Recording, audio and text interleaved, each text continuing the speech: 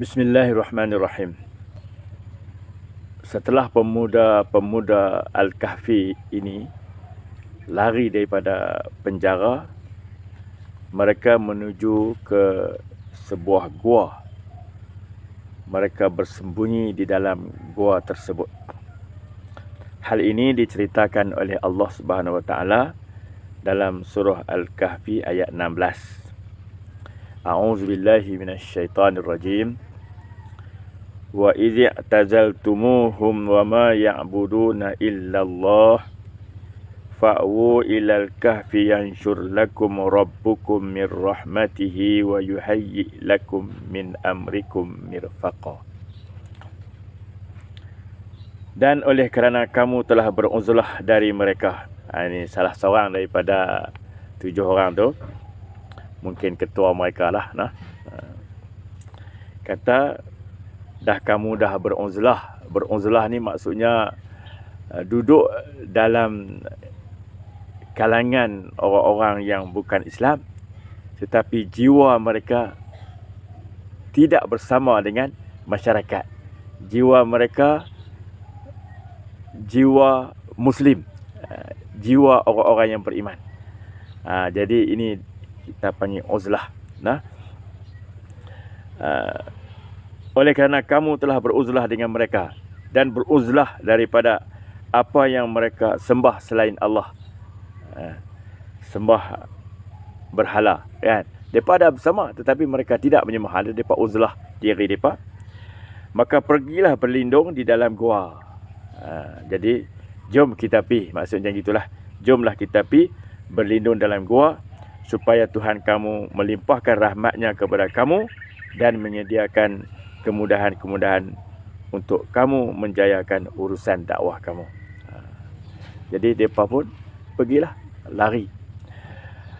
Ketika mereka bersembunyi dalam gua itu, raja dan tentera-tentera raja mencari.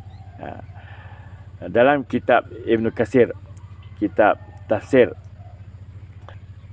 beliau menggambarkan umpama orang-orang Quraisy mencari Rasulullah SAW dan juga Sayyidina Abu Bakar ketika Rasulullah berhijrah, sembunyi dalam Gua Sur selama 3 hari. Orang-orang kafir menawarkan hadiah, sesiapa yang dapat menangkap Rasulullah hidup ataupun mati. Ini apa yang dibuat orang-orang kafir. Mereka cari Rasulullah macam tu. Macam inilah juga orang-orang raja dan tentera raja mencari pemuda-pemuda Al-Kahfi ini. Walaupun mereka lalu di tepi gua tersebut, mereka tak nampak mereka ni tidak di dalam gua. Ketika mereka tidak dalam gua tu, yang dikatakan 300 tahun, mereka mendapat cahaya matahari yang cukup.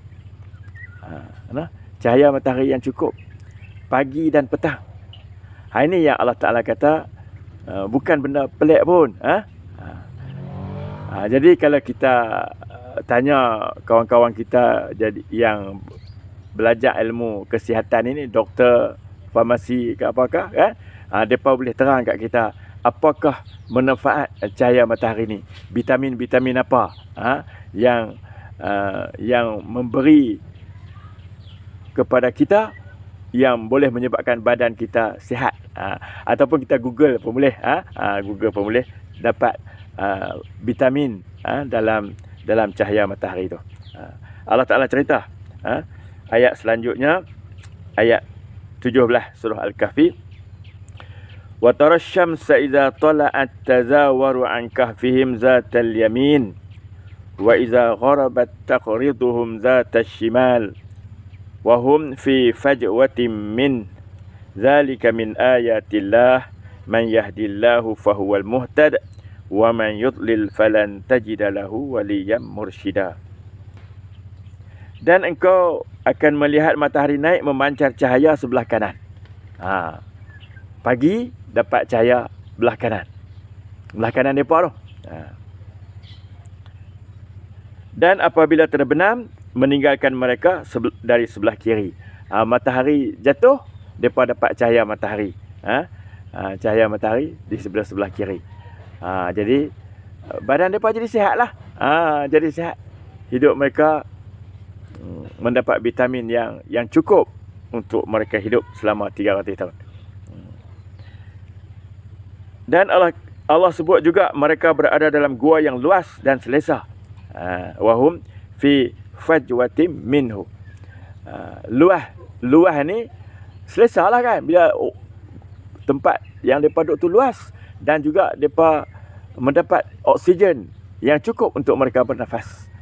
Zalika min ayatillah. Yang demikian itu ialah tanda-tanda kekuasaan Allah. Hak ni cukup menarik tuan-tuan. Bila ini adalah tanda-tanda kebesaran Allah. Kalau dalam bahasa moden hari ini, kita kata sains lah, ilmu sains. Allah Ta'ala menjadikan alam ni untuk kita ni sebab musabab. Kita nak minum air panas, kita kena jerang air, kena pasang elektrik. Nak makan nasi, kita kena masak nasi tu, kan? Bila kita lapar, kita makan, baru kenyang. Bila kita dahaga, kita minum. Itu sebab. Kan? Pokok-pokok, apabila hujan turun, tumbuh pokok-pokok. Jadi subur pokok-pokok. Ni bersebab lah. Alam bersebab. Jadi macam inilah juga. Yang Allah Ta'ala kata, Zalika min ayatillah.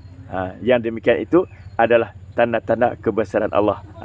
Macam Allah Ta'ala cerita, macam Nabi kita Muhammad SAW kata, gerhana matahari dan bulan bukanlah kerana hidupnya seseorang ataupun matinya seseorang.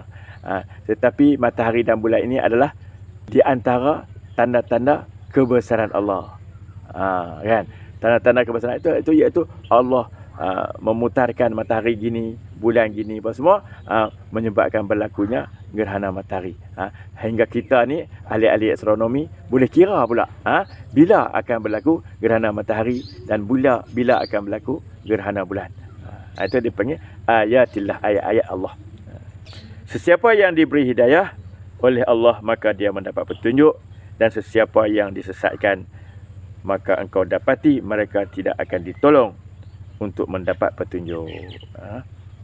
Itulah untuk siri ini kita melihat tanda-tanda kebesaran Allah, iaitu Allah Ta'ala memberi mereka cahaya matahari yang cukup untuk mereka hidup selama 300 tahun.